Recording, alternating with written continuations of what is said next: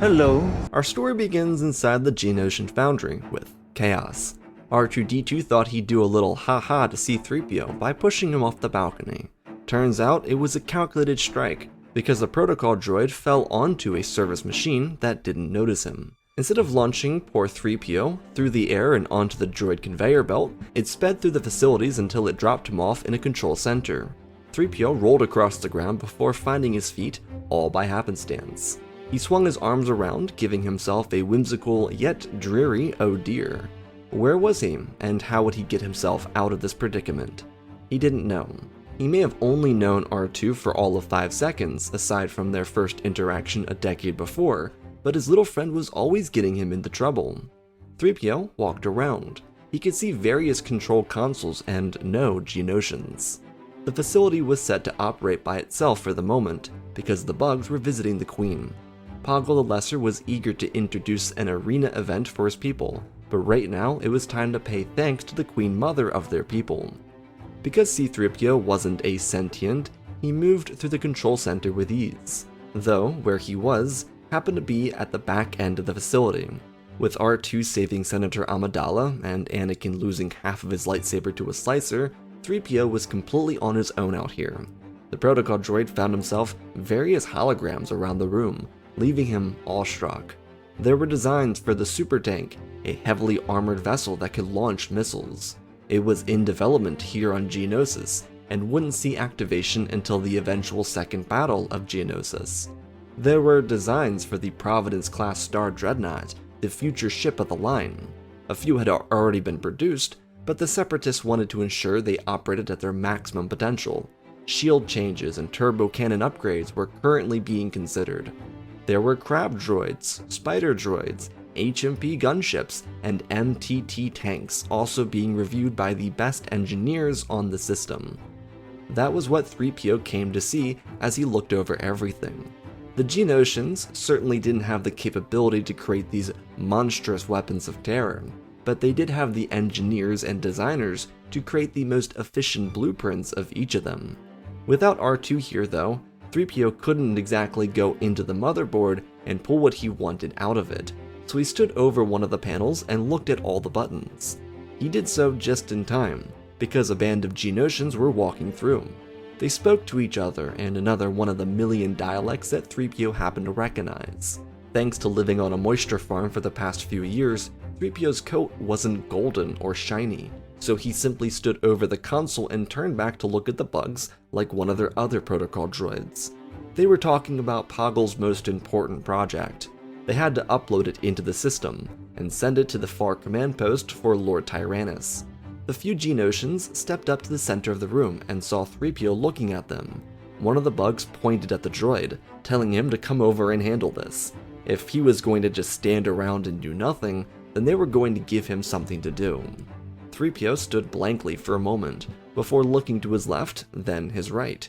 Realizing that the engineers thought he was one of theirs, he quickly shuffled over to the impatient bug, who handed them the hologram. Without even recognizing that the protocol droid wasn't one of their own, he stepped away with his posse, so they could join the others in giving thanks to their Queen Mother. C-3PO was beyond confused. This was preposterous. He looked down at the device, currently turned off, and his eyes raised, looking around the surroundings, taking in anything he may have missed. As he suspected, there was another room adjacent to him. When the doors opened, he saw a hall of protocol droids that were a similar style to himself. 3PO audibly asked what was going on here. No one would give him that answer, but the reality was simple. Count Dooku wanted a couple dozen protocol droids designed for destruction. They were the early model of self-destructive battle droids. They were going to be used on disloyal members of the Republic, specifically for Palpatine's request. The Chancellor was hoping to gift one of these to Senator Amidala. Of course, he didn't know that she'd be picking up C-3PO on Tatooine. Point being though, the Geonosians would sometimes assign these protocol droids to watch over the facility while no one was around. As they were leaving for the catacombs and tunnels under the facility to meet up with the gathering, the Geonosian that meant to activate the sentry protocol droid pressed the wrong button, hence why no one else was here when 3PO entered. As he turned around, he saw the pathway out of here. An overjoyed expression covered his blank face. Maybe it didn't move, but you could just tell that 3PO was happy for his chance to leave. A string of curiosity hit him though. His hand was still holding the device, and his thumb tapped the side, releasing a red, hazy image. It was a sphere, a massive sphere. The logistics of it seemed unrealistic, but so did some of the other designs across the room that he saw earlier. During his flyover, he saw the heavily modified tank in production dozens of stories below him. C-3PO hadn't ever seen the massive Trade Federation battlecruisers or their control stations here on this planet. He had no reason to assume that this was a Lucrehulk. Instead, he tapped another button, revealing the schematics for the design.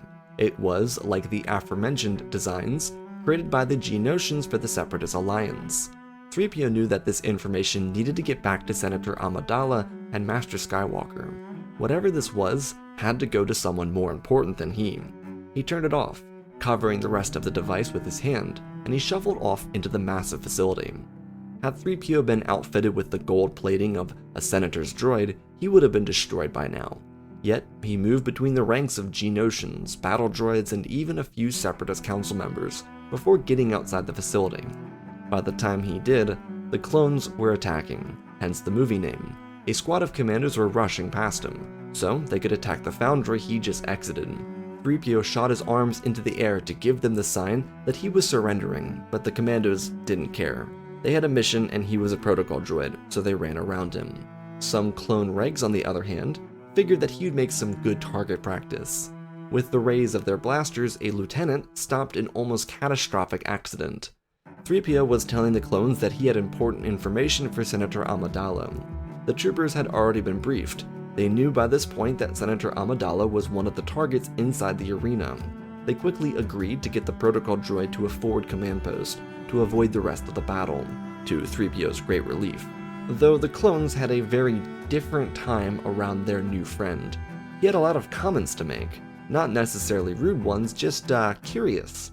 The clones, during their first battle in their entire lives, had to deal with the stress of the simulations no longer being that, mass death of their brothers, terrible orders from Jedi generals, and a silver-plated loudmouth that was quite charming, but you'd have to break the fourth wall to find him charming.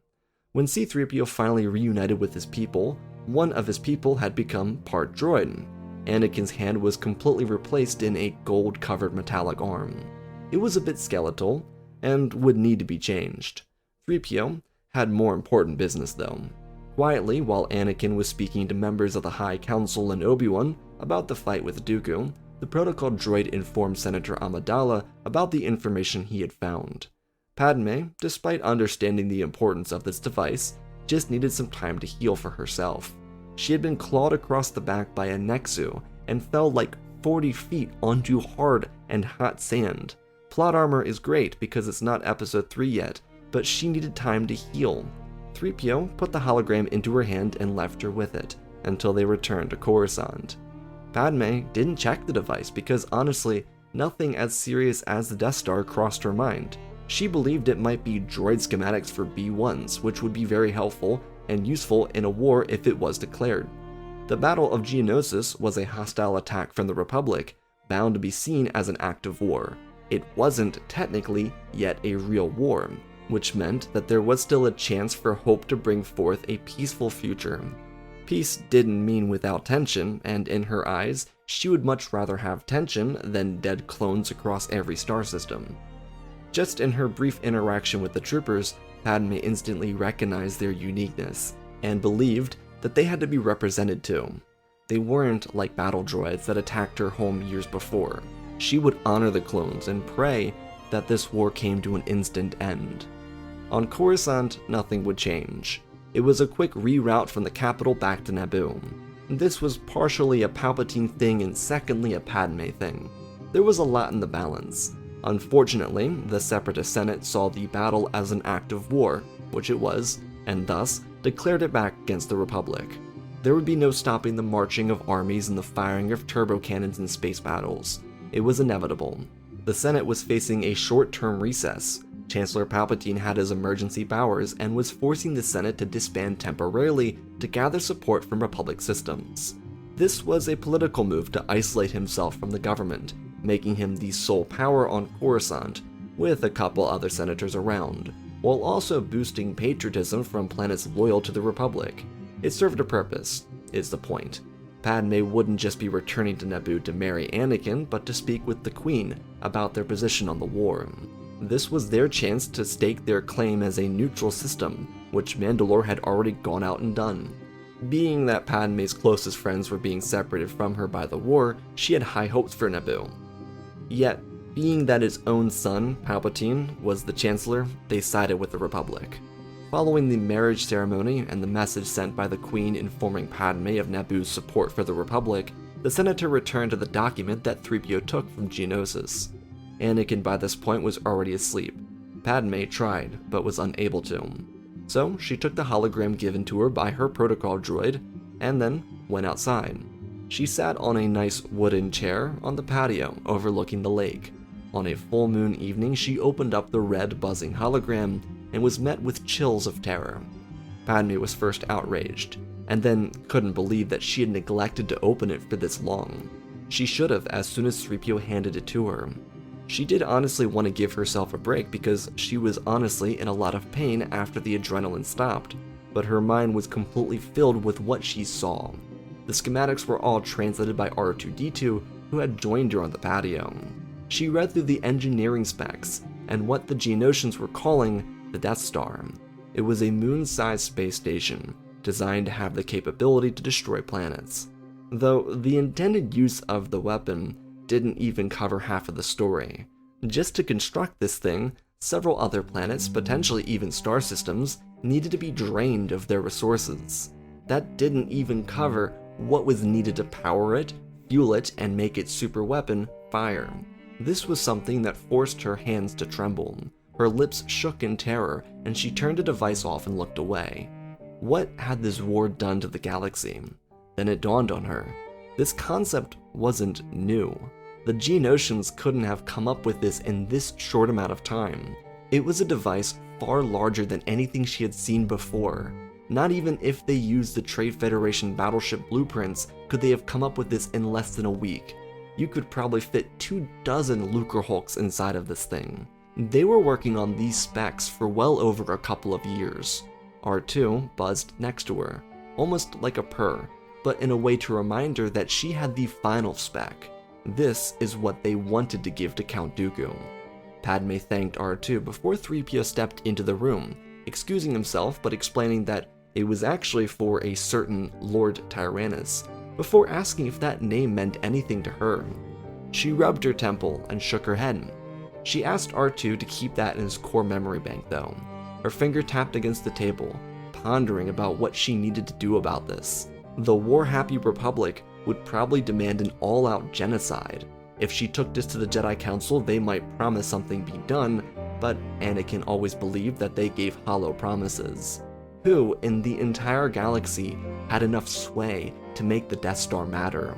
It was a real threat, and war was so young, they could stop it. There had only been 2 other skirmishes since Geonosis. This was her chance. She had to bring this information to someone, but who?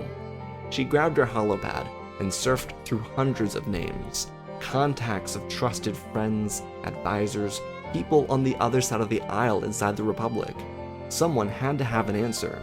She could feel the sweat building around her brow and tension pushing down her back. The pressure was undeniable. She couldn't fail or billions would die. The death count for Geonosis had already been confirmed. It was bad, but things could get so much worse. This weapon, regardless of what version of the blueprints she had, could still be built without these. It was only a matter of time until someone constructed it. On the other side of the galaxy, Tyrannus frustratedly spoke over a communication device. His visit with Darth Sidious hadn't gone over well, because Dooku lied. He didn't draw attention to the fine details, and instead of giving over the right hologram, he gave over an outdated model. The file hadn't been saved on Geonosis, per Sith instructions. They knew the clones were coming, and so they didn't want the Republic discovering the information for the Death Star. If the Jedi or clones or even the Senate found it, who knew what would happen? Dooku was lucky enough that Poggle had an older variant on the blueprints. It looked a little bit more like Project Cinder though. In the early stages of the Death Star's design, the Geonosians created a series of satellites that could beam down heat rays to shred a planet's atmosphere and ozone layer, with the intention to disrupt all life. It accomplished the same goal of destroying a planet long term, just slower and less effective. The version Sidious got was more of a sphere like the Death Star, but operated more like Operation Cinder, which he did not like. The following day, Senator Amidala had a plan, one that she set in stone almost immediately. One of her close friends, Mina Bontiri, was a separatist loyalist. She once served inside the Republic as a senator, but perhaps there was a chance for the two of them to meet before the war got out of hand. After all, Mina was one of Padmé's most important teachers inside the Senate. She invited Anakin to join her on this mission, once again avoiding a mandate from the High Council to obey their orders. The Council wanted Anakin to return to Coruscant following Naboo's decision, which had already been addressed by the Queen. This meant that the Council was also asking for Senator Amidala to return to the capital. She did not listen to them, therefore Anakin didn't. The short-range communication was made to Andderon, confirming their appointment. This wasn't a transaction bound to happen off the books. At this point in the young conflict, it hadn't been made clear whether or not the senators could interact with one another on the other side of the war. For Mina, she hoped to change Padmé's mind about the Republic, and this interaction would definitely hurt Senator Amidala inside her own government, because people didn't like talking anymore. Part of her knew that, but she had more experience with this conflict than anyone else inside either government. She had 2 assassination attempts, a fight inside the arena on Geonosis, face-to-face encounters with Count Dooku, and the Separatist War Council, and not to mention, she of course survived the first battle of the war. Padmé told Anakin in shorthand that she thought she found a way to end the war, something he was on board with. He wasn't sure about going into Separatist territory to do it, considering what happened the last time they did, but hey, why not try and end the conflict with this mysterious device she had? Additionally, while this visit wasn't off the records or secretive, it also wasn't big information to the press.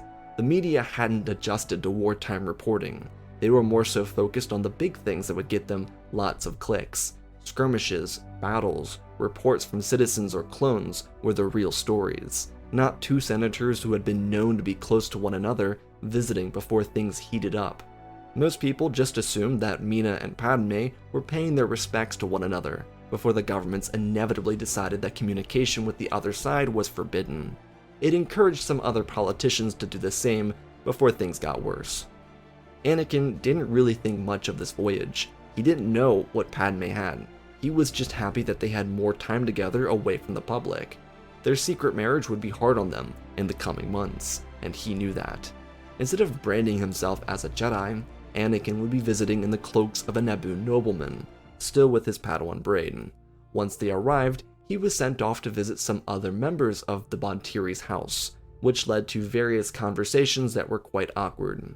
These were sophisticated people questioning him about Naboo and their delicacies, their wines, their culture, something he knew nothing about, so he made it up.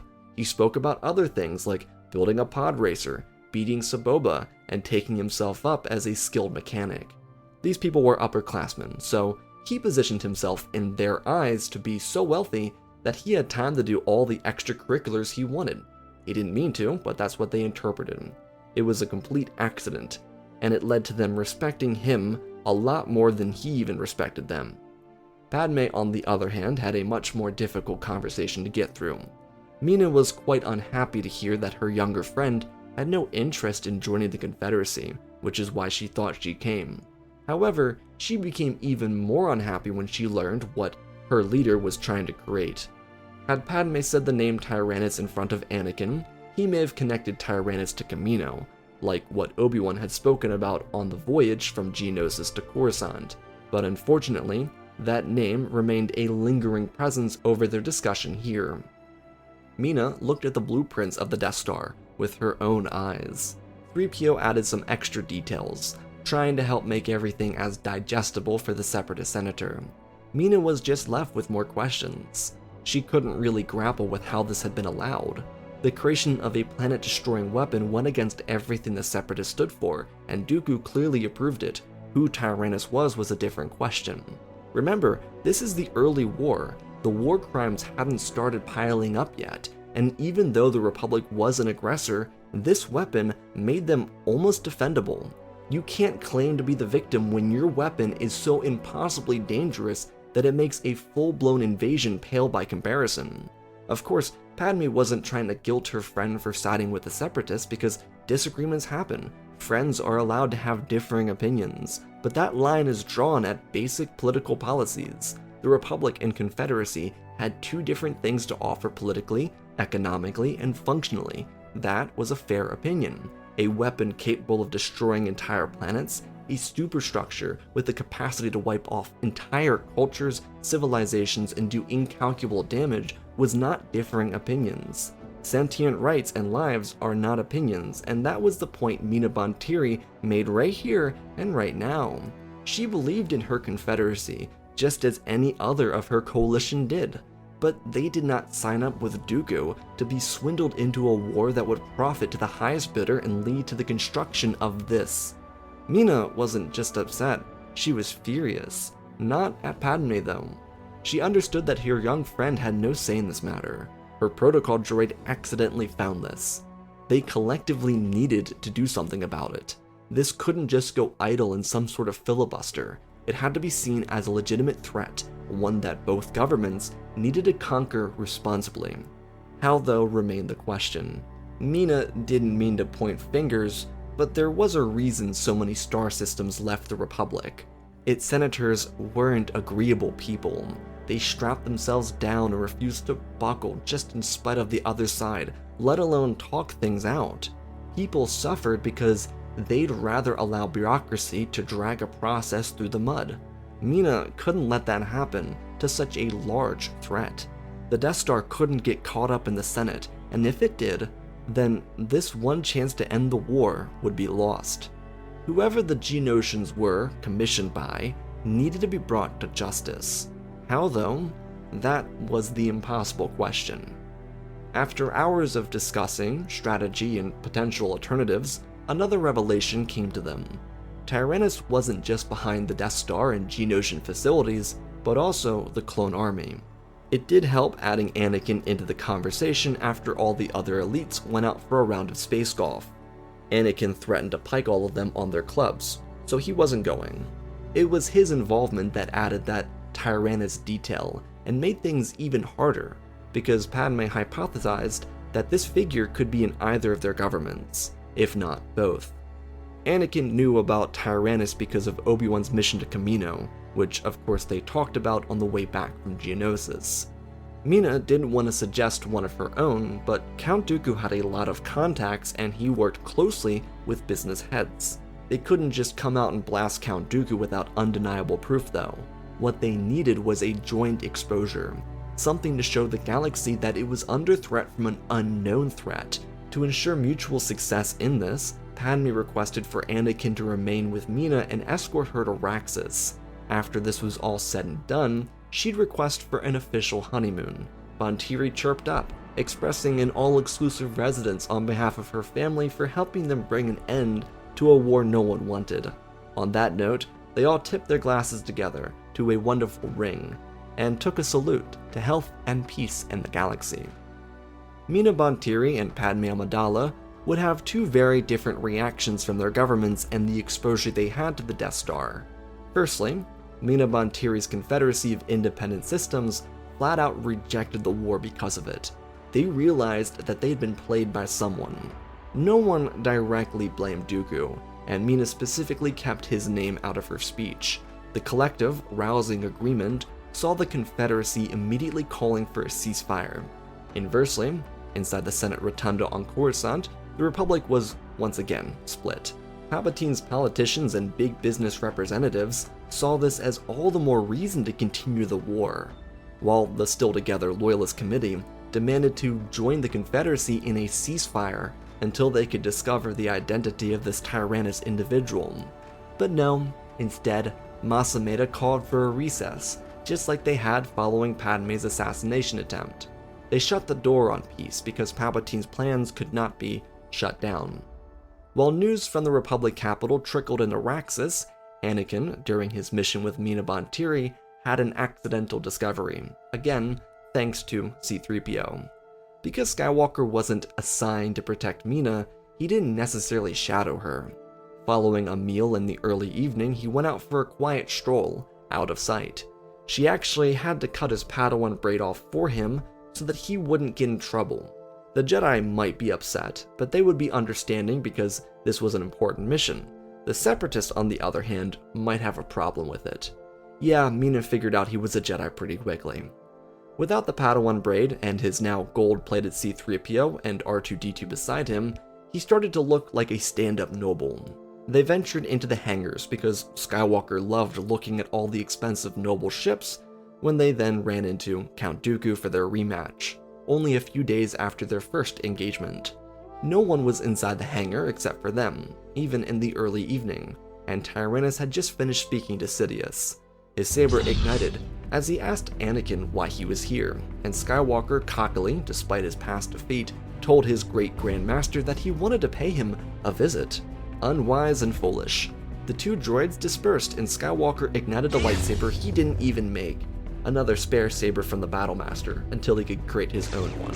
Their weapons collided, R2 wheeling around as 3PO threw his hands in the air and chopped his feet away in a different direction.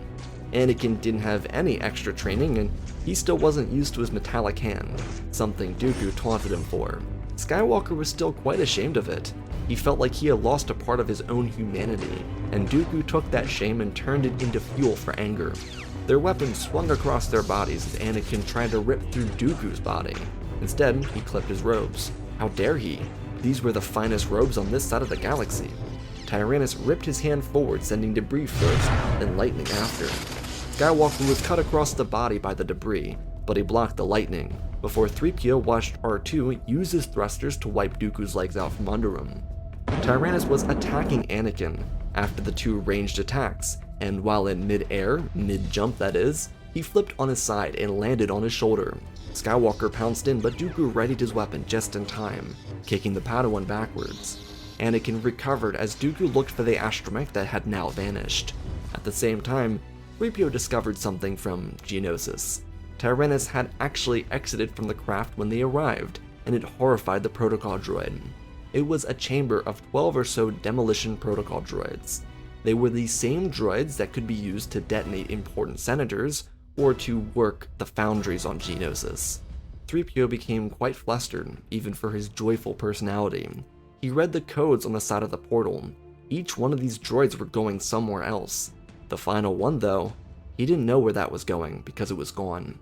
R2 noticed this and tapped into the control console, discovering another piece of damning evidence. All of these probes' orders were coming from the same location, an unlisted office inside the financial district on Coruscant.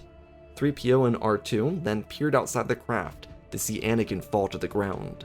They couldn't see if he was injured or not, but they heard him let out a yelp. Anakin crawled away from Dooku, who threatened to end the lineage here. But there could be another chance, another hope for life.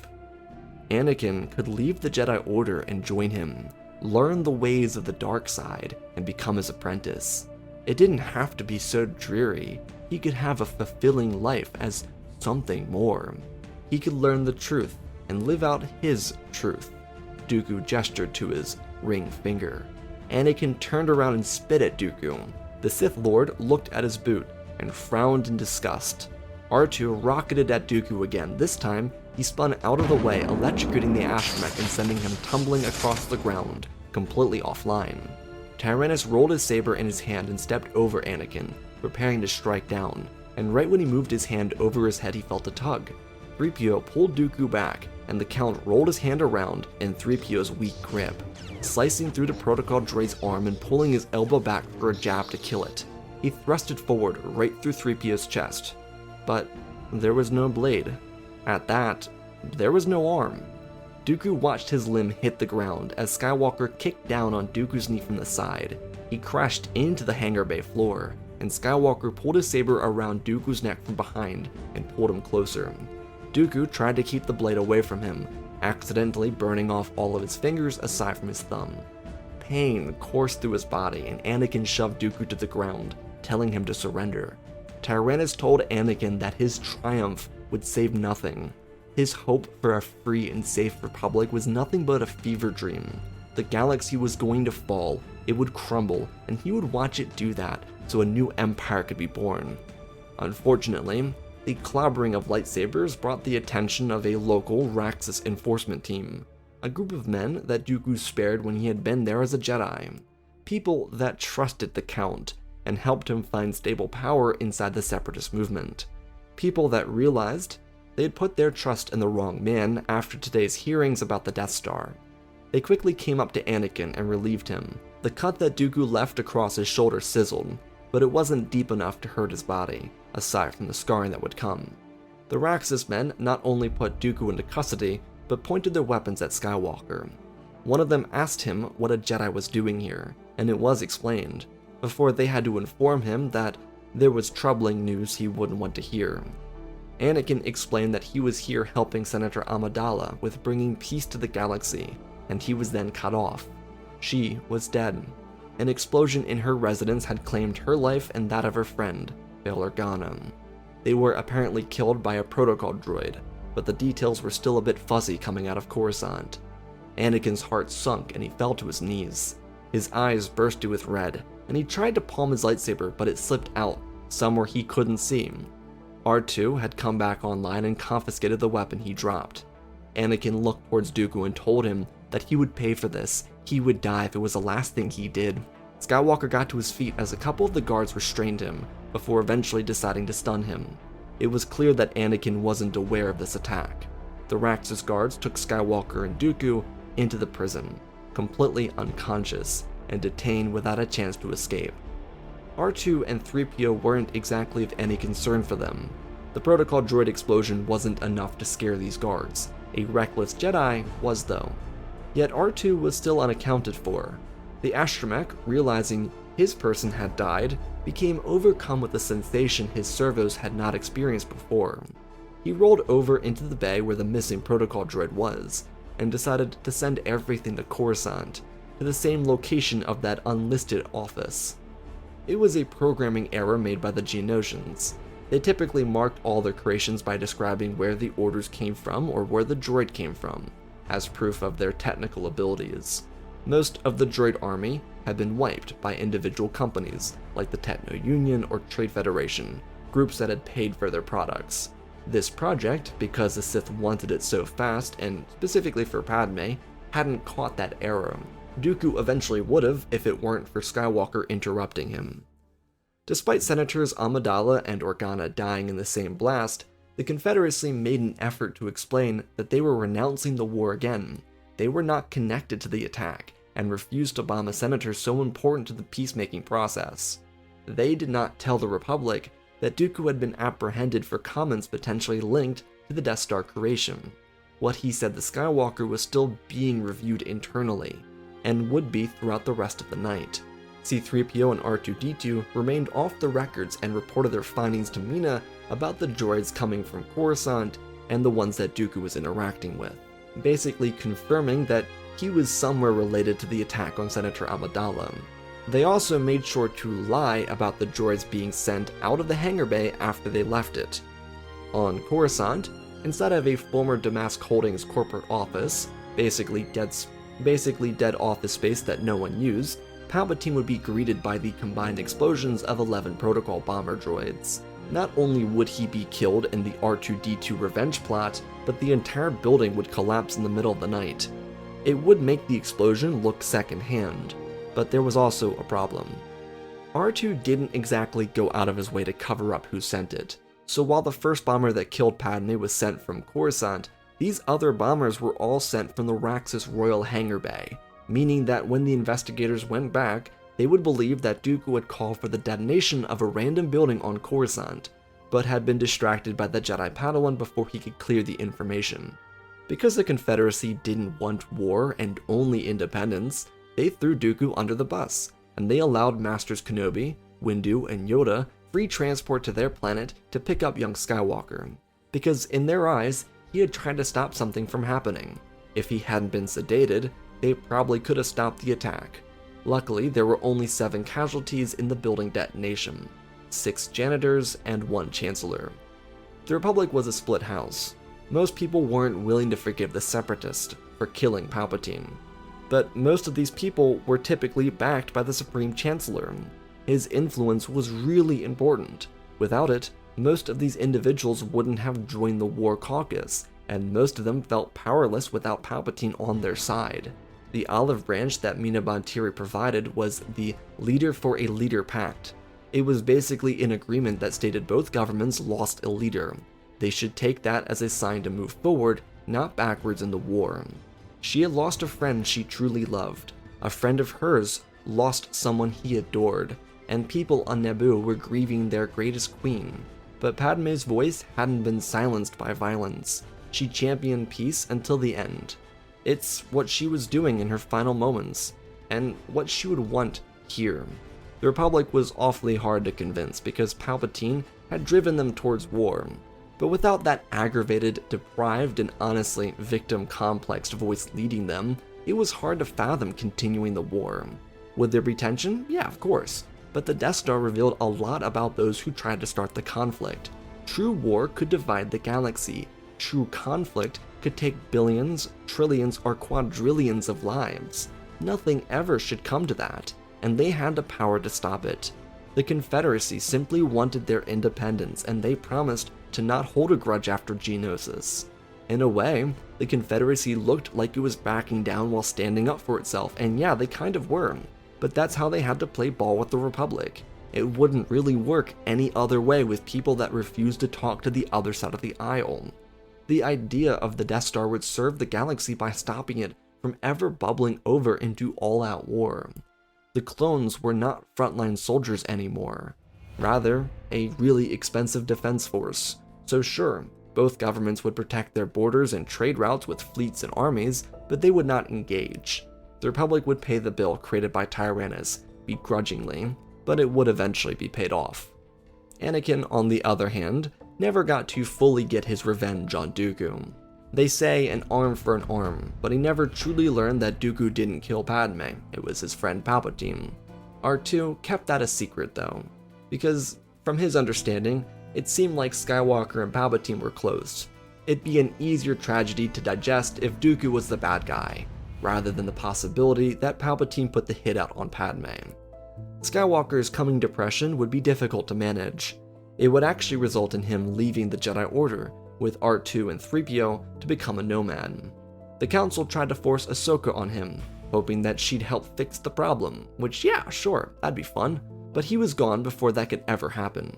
Instead, she would go to Plo Koon, as Obi-Wan, still a Jedi Knight, searched for his former Padawan.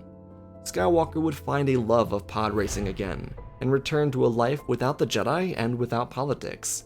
He'd become the greatest racer of all time, and piss Boba off by doing so. Obi-Wan would eventually find his former apprentice, but Anakin would not return to the Order. He had found his peace. Pod racing actually eventually led to another spouse, one that wouldn't be killed in bombings because of a Sith. But with the Sith gone, and the war never truly evolving into a galaxy-wide conflict, the two emerging galactic powers would fight for influence in the galaxy. Never would this transform into true war, some skirmishes here and there, punishments for those that partook in them, but in the end, a better society. With the Confederacy focusing on their citizens, the Republic had to fight to keep theirs. In the beginning, people would flock to the Confederacy, but in the end it would balance out, with both governments competing to actually provide for their citizens, making sure they stayed in their versions of the perfect society. And that, my friends, is our story. Again, special thanks to all the patrons for supporting the channel. Smash the like button. Let's talk about this story.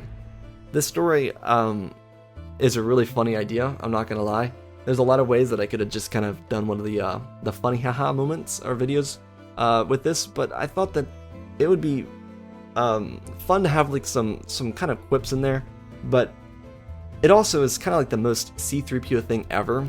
He does stumble on the Death Star plans technically because of R2 in A New Hope, so it's kind of funny that he would just do that in Attack of the Clones. It does take some maneuvering of things, like, you know, accidentally running into it, but it is in the title. It's not like I lied. I did literally mean he accidentally himself into the Death Star plans. So I've got a bunch of Death Star related stories planned. I'll put them on the screen right here, but I wanted to go a specific route with this because I've got a lot of directions I want to cover with the Death Star and, you know, all of that with it. And this specific direction was more of the sheer shock of the Death Star. I really thought that the hardest part of the story was really trying to grasp what the Republic would react with, because they are like the pro-war government. They are very much so like, let's murder them, like go crazy. And you see that after the Coruscant power grid is bombed, and yeah, it's a retaliation, but it really didn't feel like it took much to inspire them to want to murder. And so this really had to fall apart within the first week of Geonosis. I think this video takes place in like the span of like 5 days, if that. You've got Geonosis and then back to back to back. And so I really wanted to kind of force the Republic and the Separatists to kind of come together in fear of this technological terror. And that's also what I want to cover in the other stories, is how revealing the Death Star this early on truly affects how the galaxy sees war. After war crimes, after seeing the Separatists starve Ryloth and decimate Christophsis, yeah, the Republic's going to be more likely to be like, okay, well, these people need to flat out die. Whereas early on, those war crimes don't exist yet. And so the Separatists, who didn't want war to begin with, aren't plagued by tons of invasions from clone troopers and propaganda to make them fear the clones. So there's a lot less friction there. And I also, one thing I wanted to do is I also wanted to reverse the Mina Bonteri situation in saying that almost Mina Bonteri could have ended the war where Padme didn't. Obviously different situations, but I think Mina's voice is very important here, and I believe she would go on to be like a leader of the Confederacy, if you will. So I hope you all enjoyed this story. It was a little C-SPAN-y, a little mysterious, kind of like a theme lately, I think, but I hope you all enjoyed. I love you all, spread the love, and always, my friends, may the Force be with you.